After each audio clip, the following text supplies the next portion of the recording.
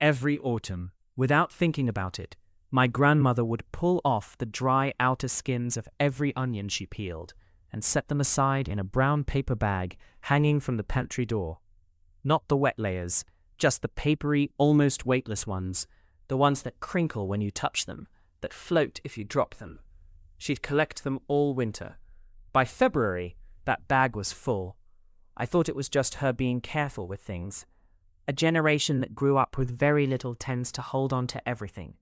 It wasn't that. She knew exactly what was in those skins, and she knew what they did to her roses. Fertilizer companies, Miracle-Gro specifically, but the whole category of synthetic plant food, need you to believe that what your plants require is something you can't make yourself, something formulated, something measured in a lab, and sold in a plastic bottle with a pump. And the thing that gets me, genuinely, is that what I'm about to show you costs nothing. It comes off the onion before you cook it. It goes in the bin every single time in most households, and it does something for root development and disease resistance that a $14.99 bottle of liquid plant food simply does not do. Not because the bottle doesn't work, but because it's solving a different problem than the one your soil actually has. They're not hiding this from you through some coordinated effort. It's simpler than that. If you figure this out, you stop buying. That's the whole equation. Here's what nearly everyone assumes about onion skins. They're waste. The good stuff is inside the onion. The papery outer layer is just packaging, the plant's way of protecting itself from drying out, nothing more. You peel it off and throw it away because there's nothing there worth keeping. That assumption is wrong in a way that took me a while to accept because it seems so counterintuitive. In 2019, researchers at the Warsaw University of Life Sciences published an analysis of the phenolic composition of onion outer skins, specifically Allium cepa L, the common yellow onion, and found that the dry outer layers contained quercetin concentrations between 270 and 490 milligrams per 100 grams of dry weight. For reference, the edible inner flesh of the same onion contained roughly 22 milligrams per 100 grams. The skins had, depending on variety, between 12 and 22 times the quercetin content of the part we actually eat. Quercetin is a flavonoid.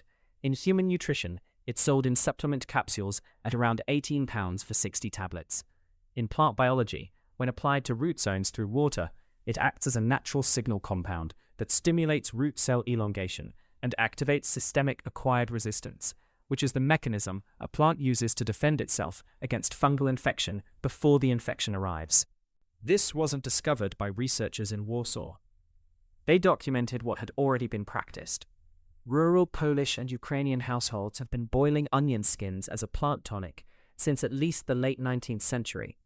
It appears in homesteading guides from the 1890s, in Polish agricultural handbooks from the interwar period, in letters from Ukrainian settlers in Manitoba describing what they brought with them when they came to farm the Canadian prairies in 1906 and 1907. The brew had different names in different regions. Some called it simply onion tea. In certain parts of western Ukraine, there was a specific word for it, cebulny vidvar, roughly onion broth, used specifically in the context of garden care. What those settlers knew from practice, and what the Warsaw study confirmed numerically 100 years later, is that when you boil onion skins in water, the quercetin and kaempferol compounds, both flavonoids that don't dissolve well in cold water, come out into the solution, become water-soluble in the presence of heat. The boiling extracts them from the cellular structure of the skin and holds them in suspension in the water. You let it cool, you dilute it, and you pour it around the roots of whatever you're growing. That's it. That's the method that crossed an ocean in someone's memory and ended up forgotten the moment garden centers started selling bags of things with pictures of tomatoes on the front. Start with the skins. Dry outer skins only, the papery brown or gold layers. Not the wet inner flesh, not green tops, just what comes off in your hand when you peel an onion before cooking. Collect them over a week or two if you need to, or use what you have now. For a single application, you need the skins of roughly 6 to 8 medium onions, which most households accumulate within 10 days without trying. Put them in a pot. Cover with 1 liter of cold water. Bring to a boil, then reduce to a simmer and hold it there for 20 minutes.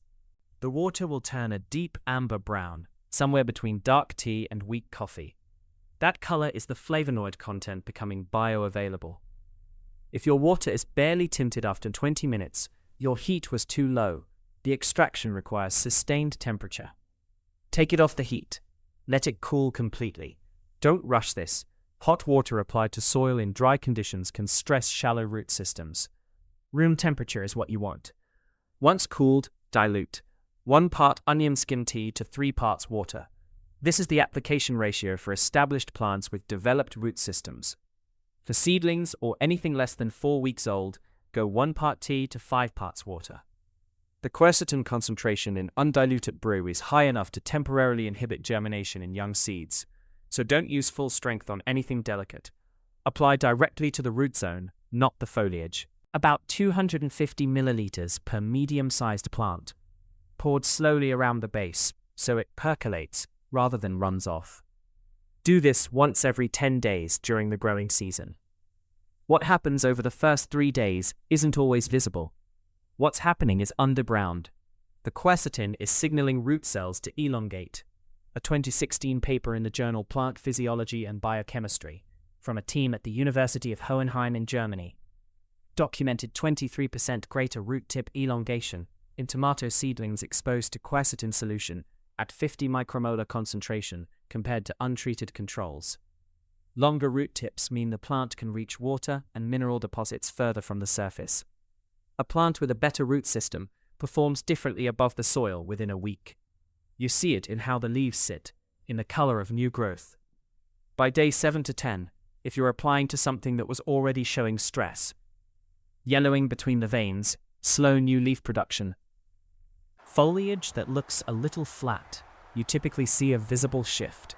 Not because the plant was deficient in quercetin exactly, but because root function was limiting its ability to uptake whatever was already in the soil. Better roots, better uptake. Same soil, different result. The antifungal application is separate and worth doing regardless of whether your plants currently look healthy. Mix the cooled, undiluted tea, no additional dilution, in a spray bottle and apply it to the soil surface around susceptible plants, roses, tomatoes, courgettes, anything that tends to get powdery mildew by August.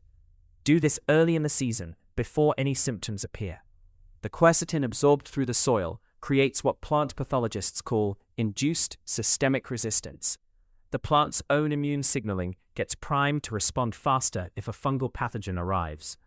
A 2014 study from Wageningen University found that quercetin-treated tomato plants showed 41% lower powdery mildew incidence by mid-season compared to untreated controls in open field trials. Not immune, just significantly more resistant. One more use that's worth mentioning. If you have any plants currently showing early signs of iron chlorosis, that particular shade of yellow between the leaf veins while the veins themselves stay green, the onion skin tea won't supply iron directly, but the kaempferol it contains has been shown in bench research to enhance iron chelation in the rhizosphere, meaning the plant gets better at pulling iron from what's already in the soil. Apply the diluted brew twice in the first week for chlorosis cases, then revert to the 10-day schedule. 2 things that go wrong. The first, boiling the skins too briefly. 15 minutes feels like enough. It isn't, not for full extraction. The flavonoids in the dry outer skin are bound in a matrix that needs time and sustained heat to release. If you want a more concentrated brew for the antifungal soil spray, 30 minutes, and then let it reduce slightly further. The second, using moldy skins. If the onion was soft, if the skin had any wet patches or visible mold when you peeled it, don't use it. You'd be brewing something that introduces pathogenic fungal spores directly to the root zone of your plants. The skins need to be dry, papery, and clean. If you're storing them over a week or 2 before brewing, keep them in paper, not plastic, so any residual moisture can escape. A sealed plastic bag of onion skins in a warm kitchen will mold within 5 days. My grandmother finished gardening in her 80s. Her roses were in better shape than mine are now, and I'd spent money on things she never bought once. She used what the kitchen gave her. She understood, the way people who grew their own food had to understand, that nothing that comes from a plant is actually waste. The skin of an onion knows something about protecting itself. It has to.